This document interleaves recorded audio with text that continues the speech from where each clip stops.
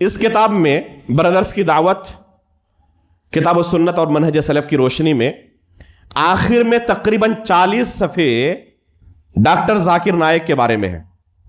بے شمار لوگ ڈاکٹر ذاکر نائک سے متاثر ہیں اور ان میں سے بہت سارے میرے رشتہ دار ہیں، اور پھر ڈاکٹر ذاکر نائک سے پہنچے ہیں وہ ڈاکٹر اسرار تک. یہی ہوتا ہے، یہ کہتے ہیں جیسے محدثین کے یہاں نا سلسلۃ الذہب، اس کو کیا کہیں گے شیخ؟ شجرہ خبیثہ ہے. یہ شیخ شجرہ خبیثہ اچھی تعبیر ہے. تو یہ ایک شجرہ ہے، ایک سلسلہ ہے، ایک گمراہ سے دوسرے گمراہ کی طرف پہنچتے ہیں. ڈاکٹر ذاکر نائک کے بارے میں تفصیل سے میں نے لکھا ہے، یہاں اختصار کے ساتھ آپ کے سامنے چند چیزیں پیش کر رہا ہوں. پہلی چیز یہ کہ وہ عالم دین نہیں ہے، اور ہم نے شروع میں بیان کیا کہ جن سے آپ دین سیکھیں گے پہلے چیک کر لیں کہ انہوں نے خود اساتذہ کے سامنے بیٹھ کر ایک لمبی مدت تک بتدریج مطلب اسٹیپ بائی اسٹیپ شریعت کا علم حاصل کیا ہے یا نہیں کیا ہے. اور اس کے دلائل بے شمار ہے کتاب و سنت کے اندر. اس کتاب کے اندر تفصیل کے ساتھ ان تمام دلائل کا تذکرہ ہے. ڈاکٹر صاحب کے یہاں بنیادی طور پر یہ خلل موجود ہے کہ انہوں نے اساتذہ کے سامنے بیٹھ کر بتدریج ایک لمبی مدت تک کتاب و سنت کا علم حاصل نہیں کیا ہے. لہذا جن آیتوں کے احادیث کے وہ نمبر بیان کرتے ہیں وہی حدیث آپ ان کے سامنے کھول کر رکھ دیں اور کہیں کہ پڑھ کر سنا دے، تب پتہ چل جائے گا آپ کو کہ حقیقت کیا ہے ان نمبرز کے پیچھے.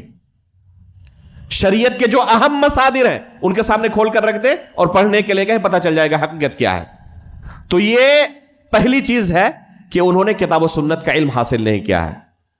غیر عربی کتابوں سے، چاہے وہ انگریزی ان کی کتابیں رہی یا کسی دوسری زبان کی ہو، ایسی کتابوں سے جو علم حاصل کرے ذاتی طور پر محنت کر کے، یہ ایک حساب سے اچھا ہے کہ کوئی عمل کرنے کے لیے کام کرے. کوئی عمل کرنے کے لیے کوئی دینی کتاب پڑھ رہا ہے، اچھی چیز ہے. لیکن اگر لوگوں کے سامنے کھڑے ہو کر لوگوں کو اللہ کا دین سکھانا چاہتا ہے تو بہت بڑی ذمہ داری ہے. اس ذمہ داری کو ادا کرنے سے پہلے اس کے لیے کچھ شروط و ضوابط ہے. پہلے اسے اہل ہونا پڑے گا. جیسے آپ کو ضرورت پڑی ہے، کوئی بیماری آپ کی ہوئی، تو آپ کسی دوا کے بارے میں جانتے ہیں، جا کے میڈیکل سے آپ نے لے لیا، کھا لیے. آپ کو کیا حکومت آگے پکڑے گی؟ نہیں پکڑے گی. لیکن آپ خود ڈاکٹر بن جائیں اور لوگوں کے علاج و معالجے کا کام شروع کر دیں، پکڑے گی نہیں پکڑے گی؟ اس وقت پکڑے گی کہ نہیں. اس لیول پر کام کرنے کے لیے آپ کو پہلے لائسنس لینا پڑے گا. تو اسی طریقے سے اگر کوئی شخص خود عمل کرنے کے لیے دینی کتابوں کو پڑھتا ہے تو اچھی بات ہے، لیکن لوگوں کو دین سکھانا چاہتا ہے تو اس کے لیے طریقہ دوسرا ہے. پہلے آپ اس طریقے سے اپنے آپ کو لیس کریں علم سے، اس کے بعد شوق سے لوگوں کو دین سکھائیں، کوئی آپ کو نہیں روکے گا. دوسرا خلل جو ڈاکٹر صاحب کے یہاں پایا گیا، اہل بدعت سے علم حاصل کرنا اور لوگوں کے مابین انہیں پروموٹ کرنا. جیسے ڈاکٹر اسرار احمد صاحب ہیں، ان کو خوب پروموٹ کیا انہوں نے اپنے چینل سے، پیش ٹی وی سے، اور بہت سارے لوگ جو ان سے واقف نہیں تھے ان کے تھرو وہاں تک پہنچے. ایک شخص کا تبصرہ فیس بک کے اندر جو لکھا انہوں نے حرفاً آپ کے سامنے پیش کر رہا ہوں. اس آئی ڈی کا نام ہے عظیم الرحمن عثمانی. یہ شخص کیا لکھ رہا ہے؟ ڈاکٹر ذاکر نائک کی خدمات یا ان سے اختلافات، ان کی توصیف یا ان پر تنقید، ان کی حمایت یا ان کی مخالفت، سب اپنی جگہ پر، مگر ایک احسان جو انہوں نے مجھ سمیت کروڑوں لوگوں پر جو باقی رہے گا وہ یہ ہے کہ ان کے ٹی وی پلیٹ فارم سے ہمیں ڈاکٹر اسرار احمد رحمہ اللہ جیسی زبردست علمی شخصیت کا بھرپور تعارف مل پایا. ورنہ واقعہ یہ ہے کہ بے شمار لوگ بشمول میرے ڈاکٹر اسرار احمد رحمہ اللہ کے افکار سے بالکل اجنبی تھے.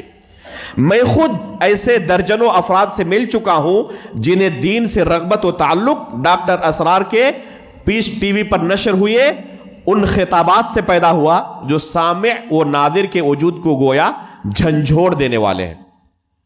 خود اعتراف کر رہے ہیں کہ اجنبی تھے بالکل ڈاکٹر اسرار سے. کیسے تعارف ہوا؟ ڈاکٹر ذاکر نائک اس کے سبب بنے. تو یہ اہل بدعت کو پروموٹ کرنا ڈاکٹر صاحب کا ایک طریقہ رہا ہے. ان سے پوچھا گیا کہ امت کے اندر سب سے کبار علماء ابھی کون ہے؟ تو کیا کہتے ہیں کہ جنہیں حقیقت میں ہم کبار علماء میں شمار کریں ایسے لوگ تو نہ کے برابر ہیں. بس میں 3 لوگوں کے بارے میں کہہ سکتا ہوں اور مشورہ دے سکتا ہوں. وہ 3 کون کون ہیں؟ یہ معروف سلفی علماء جو ہیں، جو انہیں جانتے ہیں، ان پر کلام کرتے ہیں. جن میں سے ایک شخص ہے محمد حسن الددو، جو معروف اخوانی اشعری اور صوفی ہے، اور ابھی چند مہینے پہلے اللہ کے رسول صلی اللہ علیہ وسلم پر بھی طعنہ زنی کر چکا، اور بے شمار عرب کے مشائخ نے ابھی ان پر زبردست طریقے سے رد کیا ہے. ابھی حال کی بات ہے. ایسے شخص کے بارے میں ڈاکٹر ذاکر نائک کیا فرماتے ہیں کہ یہ دنیا کے سب سے بڑے عالم دین ہے جن کی طرف لوگوں کو رجوع کرنا چاہیے. تو یہ طریقہ رہا ہے اہل بدعت کو پروموٹ کرنے کا شروع سے. تیسرا اعتراض ان پر جو ہے کہ اہل حدیثیت اور سلفیت کو بھی وہ دوسرے گمراہ فرقوں کی طرح ایک فرقہ سمجھتے ہیں اور اس کی طرف نسبت کو غلط قرار دیتے ہیں. بعض لوگ کہتے ہیں کہ اپنی دعوتی مصلحت کے پیش نظر وہ یہ کام کرتے ہیں. اگر کھل کر کہیں گے کہ میں اہل حدیث ہوں، سلفی ہوں، تو ان کی جس لیول پر وہ کام کرتے ہیں، جس طریقے سے وہ کام کرتے ہیں، نہیں کر پائیں گے. پہلی بات کہ یہ تو فکر ہی غلط ہے کہ جس لیول پر میں کام کر رہا ہوں اس لیول پر یہ ممکن نہیں ہے. اللہ کے رسول سے بڑا لیول آپ کا نہیں ہے یا نہیں؟ جتنا بھی بڑا کسی کا لیول ہو جائے وہ انبیاء کرام سے اور صحابہ کرام سے بڑا نہیں ہو سکتا. کیا انبیاء کرام اور صحابہ کرام نے اسی طرح لوگوں کی خواہش کے مطابق جس طرح اثر زیادہ بہتر پڑے دین کو پیش کرنے کی کوشش کی؟ لوگوں کو پسند آئے یا نہ آئے اس سے فرق نہیں پڑتا ہے. کتنے لوگ قبول کریں گے، کتنے لوگ رد کریں گے، اس سے فرق نہیں پڑتا ہے. اور حقیقت میں یہ بات ہے بھی نہیں. یہاں پر ڈاکٹر صاحب مشہور ان کا ایک مکالمہ تھا ڈاکٹر شیخ عبدالحمید رحمانی رحمہ اللہ نے جو ان پر زبردست طریقے سے رد کیا تھا، مشہور ہے. وہ اپنے آپ کو صحیح اہل حدیث کہتا ہوں، کہتے نا. تو اس پر رد شیخ عبدالحمید رحمانی رحمہ اللہ کا تفصیلی موجود ہے اور وہ سوشل میڈیا پر موجود ہے، اسے آپ سن سکتے ہیں.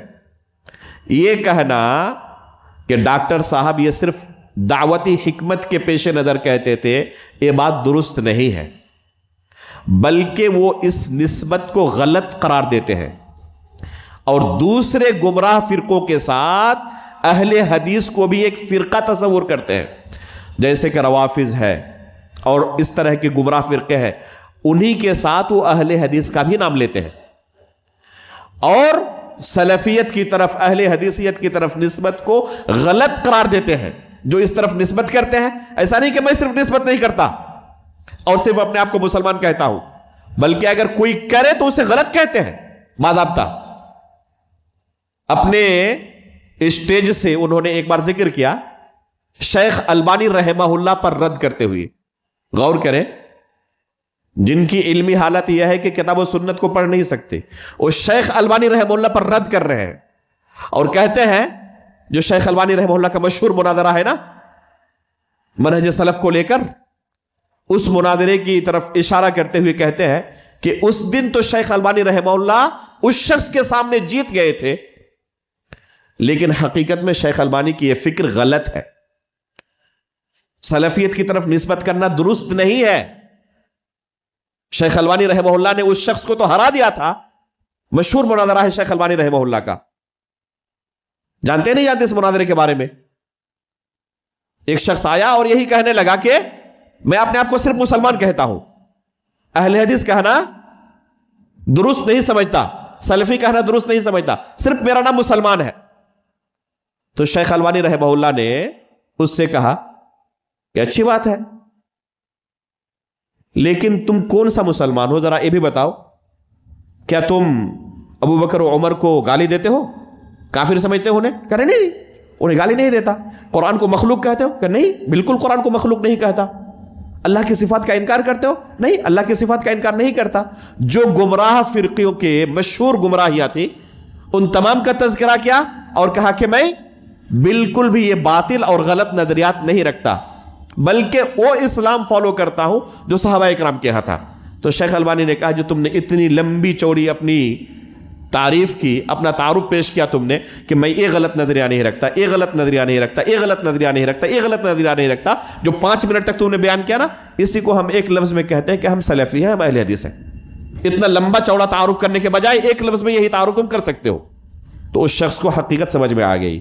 شیخ البانی رحمہ اللہ کے اس شخص کے ساتھ اس مناظرے کے بارے میں ڈاکٹر صاحب کیا کہتے ہیں کہ اس شخص کے سامنے تو شیخ البانی جیت گئے تھے، لیکن حقیقت میں شیخ البانی کی یہ فکر درست نہیں ہے۔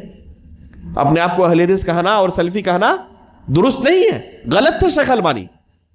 صحیح یہ ہے کہ صرف اپنے آپ کو مسلمان کہہ سکتے ہیں ہم اور کچھ نہیں کہہ سکتے۔ تو یہ ڈاکٹر صاحب اس کی طرف دعوت دیتے تھے، صرف دعوتی مصلحت کے نظر پیش نظر نہیں کہتے تھے، بلکہ کوئی اہل حدیث اپنے آپ کو کہے سلفی کہے تو اسے غلط قرار دیتے تھے صراحت کے ساتھ۔ یہ اس کے بالمقابل تبلیغی جماعت کی بڑی تعریف کرتے تھے۔ باضابطہ اپنے بارے میں کہتے ہیں کہ ایک زمانے تک میں کام کر چکا ہوں اس جماعت میں اور ان کی بڑی بڑی خوبیاں ہیں۔ انہوں نے گنایا ہے، میں نے اس کتاب کے اندر پورا نقل کیا ہے ان کی عبارت کو، تبلیغی جماعت کے بارے میں انہوں نے جو اپنا نظریہ پیش کیا ہے۔ اور آخر میں کہتے ہیں کہ سعودی حکومت نے جو ان پر پابندی لگائی ہے نا، تو کسی نے ان کا کان بھرا ہے، ان کو حقیقت میں اس جماعت کے بارے میں نہیں پتا ہے، اس لیے انہوں نے پابندی لگائی ہے اور بہت بڑی غلطی کی انہوں نے۔ تو ایک طرف اہل حدیث کے بارے میں یہ نظریہ کہ یہ بھی ایک فرقہ ہے، باطل فرقوں کے ساتھ اسے بھی ذکر کرتے ہیں، اس طرف نسبت جائز بھی نہیں، لیکن دوسری طرف تبلیغی جماعت جیسی ایک گمراہ جماعت کے بارے میں اس طرح ان کا نظریہ ہی رطب اللسان رہتے ہیں۔